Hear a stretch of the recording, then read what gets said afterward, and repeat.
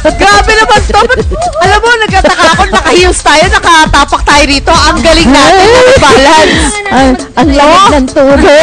Kaya sayaw sa Anyway, alam mo, pag sa hangin dito. Eh, kasi nasa tayo, di ba? Kapag ganito kaganda ang view, marerelax ka talaga. Tapos magdala ng hangin. Ay, relax pa, nakakatag sa lamig. Tama ka dyan, Marcy ka mo, oh. Look at that. Enjoy nyo pag-rubber boat at pagsakay sa swan boat. Nakakawala ng stress, di ba? Yes, nakakawala lalo na kapag ka-wind blow ng hair. Yan ang bibida sa atin ni Nabubay at Hero dyan sa Cavinti, Laguna. Kamusta ang inyong early pamamasyal dyan? Kami dito okay na okay. Saan ka pupunta? Pinakita ka ba? Diba? Hi guys! Majestic, right? Nako! Ang saya-saya dito. Enjoy na enjoy kami ni Hero nga dito sa Cavinti. Ayan. At talaga Laguna. Talaga namang ini-enjoy namin ngayon ang view dahil talaga namang perfect lake adventure ang aming masasaksihan at ma-experience today. Diba? Perfect to para sa inyong family, sa mga magbabarkada, sa mga magjowa, o kaya kayo loner at gusto nyo magmuni-muni, pwede nyo gawin yan dito. Diba, Hero? Yes, Bubay, at isa na nga sa mga activities na pwede nyo gawin dito, etong ginagawa namin, ang air lounge. Kumbaga, para siyang lounge, pero nasa ibabaw ka ng tubig. At kasya dito ang 4 hanggang 5 tao, depende sa size nyo.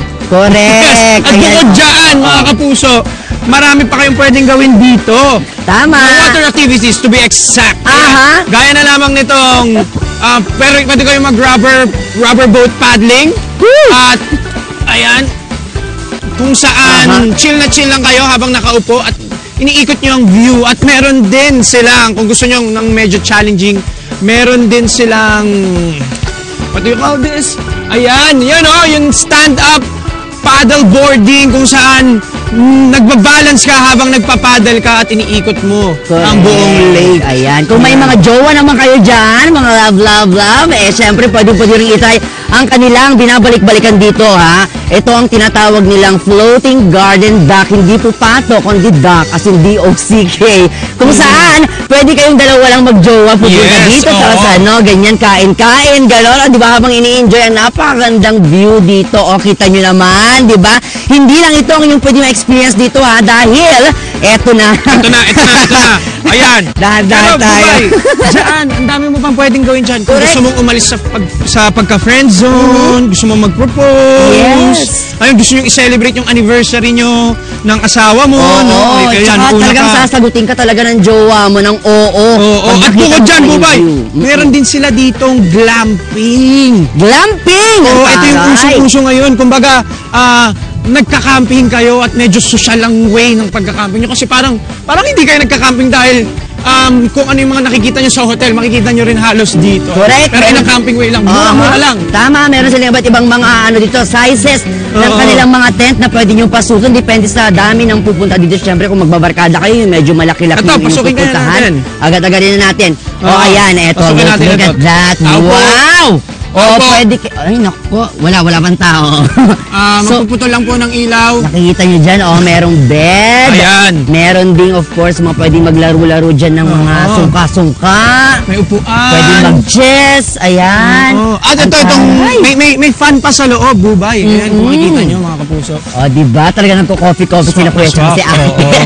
Ang taray, enjoy na enjoy sila. At bukod dyan, eto naman, kung gusto nyo naman mo, syempre, pagkapagkain, meron dito ihaw-ihaw. Kung baga napagod kayo mga kapuso sa mga activities dito. At Bubay, sa gabi pwede kayong mag-movie marathon ng mga kasama mo. Ayan, dito. pwede nyo pa-special yan habang nakaharap kayo dyan sa lake natin. Ate, ang lalaki ng tilapia dito, no?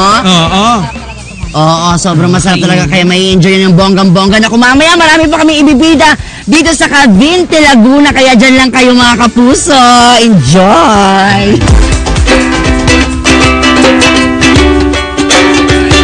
Yes, mga kapuso, nagbabalik pa rin po tayo dito sa Cavinti, Laguna. At ini-enjoy pa rin namin ang napakagandang Sierra Lake, di ba, Hero?